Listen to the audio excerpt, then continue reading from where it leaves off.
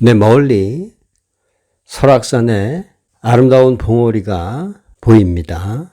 자, 우리는 이제 오늘 저기까지 올라갈 건데 어떻게 올라갈까요? 지금 우리가 서 있는 이 위치에서부터 걸음을 뛰어야 되겠죠. 한 걸음 한 걸음이 모아져서 저기까지 가는 겁니다. 그러니까 스타트는 항상 지금 그리고 여기에요. 자, 좀 둘러봅시다. 자, 이런 산들이에요. 봉우리들이 높은 곳도 있고 낮은 곳도 있고요. 또 멀리 보이는 곳이 있고 가까이 있는 곳이 있습니다. 그리고 전체적으로는 멋있고 아름답습니다. 걸을 수 있는 길은 그 산과 산 사이에 있는 길이에요. 양쪽 뚝이 있어야 그 사이로 걸을 수 있는 통로가 생긴다는 얘기입니다. 대립되는 두 극이 있어야 된다는 얘기죠. 이게 삶의 법칙이에요. 그러니까 우리는 자꾸 한쪽만 선택하려고 그러죠. 자, 기독교는 악을 추방하고 선을 키우겠다는 거예요. 그게 과연 가능할까요, 여러분? 선과 악이라는 것은 이게 분리된 것이 아니거든요. 새의 양 날개와 같은 것이죠. 동전의 양면과 같은 것입니다.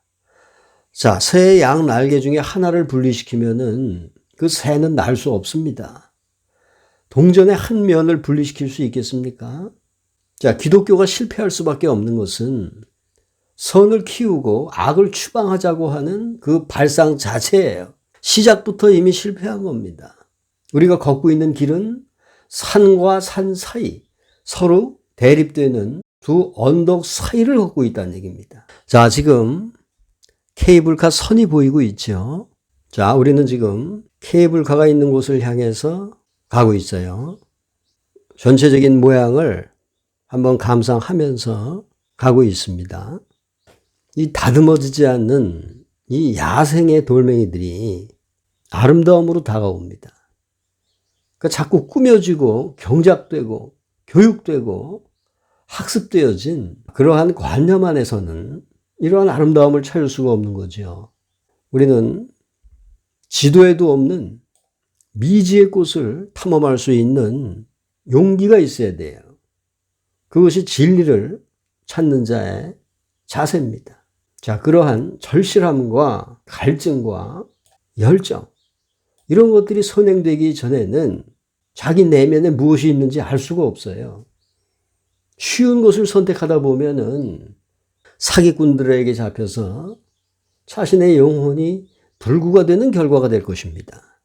자, 이 아름다운 설악산은 우리에게 내면에 있는 그 미지의 곳, 한 번도 가보지 않았었던 그 처녀지가 무엇인지 그것을 제시하고 그것을 발굴하고 지금 우리에게 알려주고 있습니다. 어느덧 이렇게 아름다운 노을이 지고 전체적으로 분위기가 달라집니다.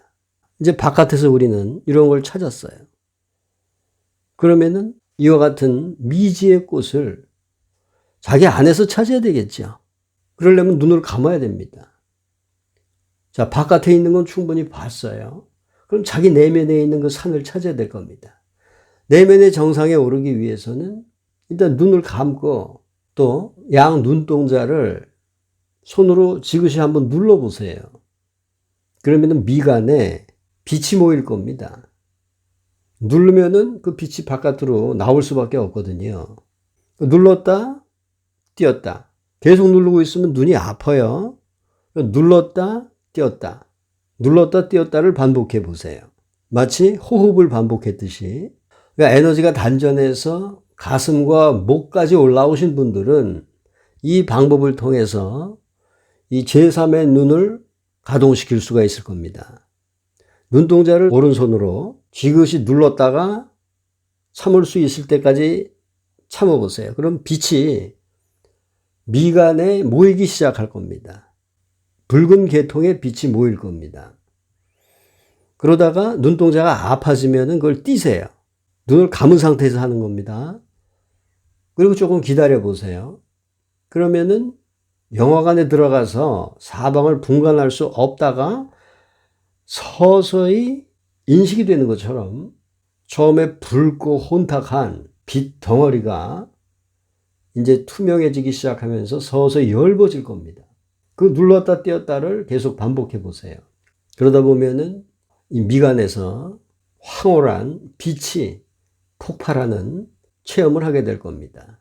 이것은 이론이 아니라 20대 초에 저에게 일어났던 일입니다. 제3의 눈이 열리게 되면은 빛으로밖에 안 보입니다. 처음에는 굉장히 황홀하고 신비스러워요. 근데 이제 그 상태가 계속 되다 보면은 거기에서 이제 또 지루함을 느끼게 됩니다.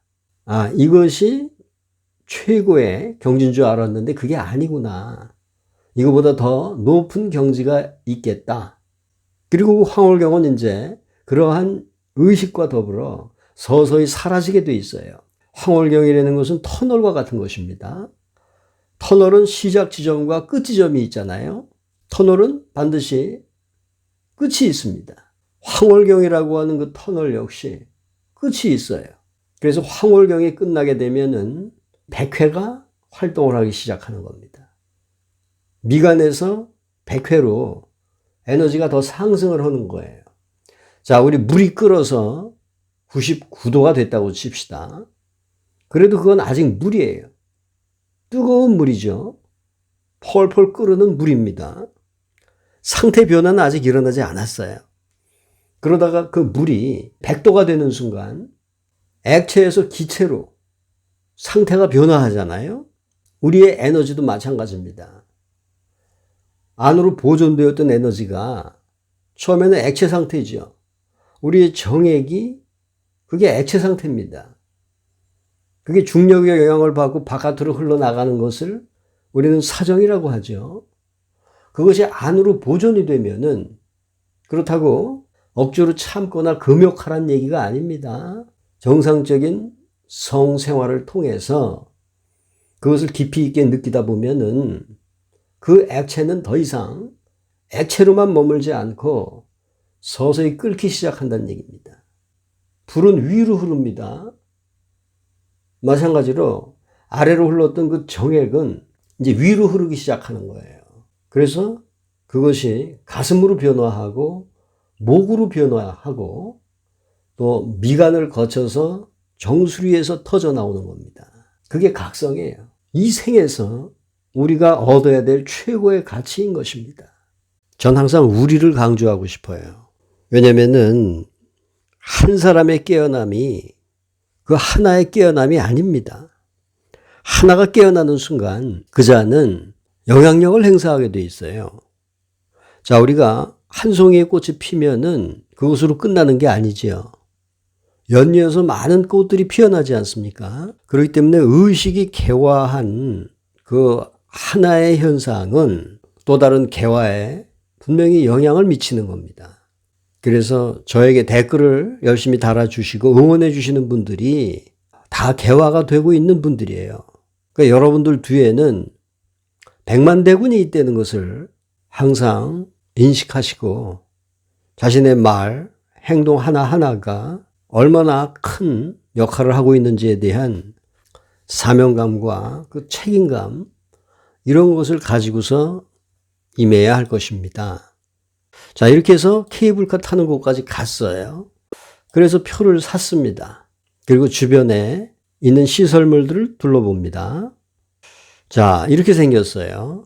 우린 저기까지 이제 이 케이블카를 타고 같이 올라갈 겁니다. 자, 이렇게 해서 케이블카 안으로 들어왔어요. 연령을 초월해서 우리가 다른 경로로 왔지만은 이렇게 케이블카라고 하는 한 장소에서 한날 한시에 이렇게 서로 만난다는 거, 이거 얼마나 큰 인연입니까, 여러분? 침묵하고 웃어주면서 서로를 격려를 해주곤 했습니다. 찍느라고 바쁘죠. 그래서 저는 왔다 갔다 하면서 열심히 찍었습니다. 뭐 이런 모양이에요. 우린 저 선을 신뢰해야 되겠죠. 신뢰할 적에 정상에 오를 수 있는 겁니다. 그러나 저런 모양을 하고 있지만 저 가짜 동아줄들이 너무나 많다 이겁니다. 그거 붙들고 있으면 어떻게 되겠습니까? 계단이 하나 있네요. 올라가 볼까요? 네, 쭉 올라가니까 정상이 나옵니다. 자, 이렇게 간단하게 케이블카 타고 조금 걸으면은 이제 정상에 오르게 이렇게 만들어 놨어요. 그러니까 우리 깨달음의 길도 이제 어려운 것만은 아닙니다. 과거에 수많은 각자들이 그 길을 닦아놨거든요. 그러니까 우리는 그 길을 이제 걸으면 되는 거예요. 자, 붓다는 우리에게 뭘 줬습니까? 노력이라는 것을 통해서는 깨달음에 이룰 수 없다는 걸 준 거예요. 그것은 자신의 에고를 점점 강화시킨다는 얘기가 되거든요. 그러나 우리가 또 노력 없이는 이루어질 수 없는 거예요. 이게 하나의 딜레마입니다. 그러니까 우리는 노력을 해야 돼요. 그러나 그 노력을 통해서 뭔가 얻고자 하는 그 기대, 이걸 가지고서 노력하면 안 된다는 얘기입니다. 그 기대감 자체가 결과적으로는 또 다른 에고가 되기 때문입니다. 자, 에고는 앞문으로 나갔다가 뒷문으로 들어와요. 수많은 늪이 존재합니다. 지금 자꾸 심판시대라 그러는데 여러분 지금 심판시대 아닙니다. 예수 이전에 모세가 있었을 때 그때가 심판시대였어요. 모세는 눈은 눈으로 이는 이로 갚아라 이런 복수를 율법의 가장 기본적인 골자로 만들면서 심판을 강조했던 겁니다. 근데 예수는 그 기존 체제를 완전히 뒤엎잖아요. 원수를 사랑하라 그래요. 모세의 율법하고는 완전히 다른 새로운 의식을 선언한 겁니다. 그것은 화해와 용서, 대타협의 길 이런 걸 제시한 거거든요. 자, 그러면 모세가 정이라고 한다면 예수는 반이에요. 그러면은 이제 그 합이 도출되어야 되는 겁니다. 합이라는 것은 이것은 힐링과 명상을 통한 깨달음, 이것이 우리의 합이 되어야 할 것입니다. 어느 누구도 심판할 수 없었습니다. 그래서 예수는 그것을 지적해 줬죠. 원수를 사랑하라. 대립되는 두 개의 극은 분리되어 있는 것이 아니다. 그것은 하나다. 제가 서두에 말씀드렸듯이 예수의 그 한마디는 그것을 표현하고 있는 겁니다. 원수를 사랑하라. 도저히 불가능한 거죠. 99.99가 된 그 액체가 100도가 되어서 기체라고 하는 상태로 변화하는 그 순간이 원수를 사랑하라라고 하는 불가능한 것이 실현됐을 때 가능해질 수 있는 우리의 비전이라 이겁니다. 심판의 시대를 겪고 용서와 화해의 시대를 겪고 깨달음을 남겨놓고 있는 것입니다. 처음에는 원주 힐링 파크를 강조했었습니다. 그러다가 미스터 헐을 도저히 그냥 놔둘 수가 없어서 과거에 제가 과학적으로 증명했었던 그 팩트를 간추려서 여러분들에게 다시 공개하기 시작했어요.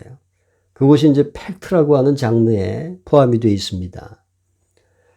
그 다음에 우리의 알 권리와 표현의 자유, 방송의 자유, 또 언론의 자유, 헌법에 보장되어 있는 그러한 자기 표현의 장르를 실현하기 위해서 순수 비평이라고 하는 또 다른 재생 목록을 만들었습니다. 그 다음에 아버님 시, 그 다음에 제가 키우는 그 고양이는 쇼트로 만들어지고 있습니다. 여러분들 지루하지 않게 긴 것을 가능한 한 압축해서 함축적으로 표현할 것이고요. 어려운 것을 가능한 한 쉽게 표현해서 누구든지 자신의 지고한 내면에 도달할 수 있는 그러한 방법들을 연구할 것입니다. 자, 오늘은 설악산에 오르는 그 여정을 하나의 주제로 삼아서 하고 싶은 얘기를 들려드렸습니다. 낙원을 나온 아담이 긴 시련의 과정을 겪고 예수가 되어서 다시 낙원으로 들어가는 그 긴 여정을 여러분들과 함께 하게 돼서 정말 기쁩니다. 감사합니다.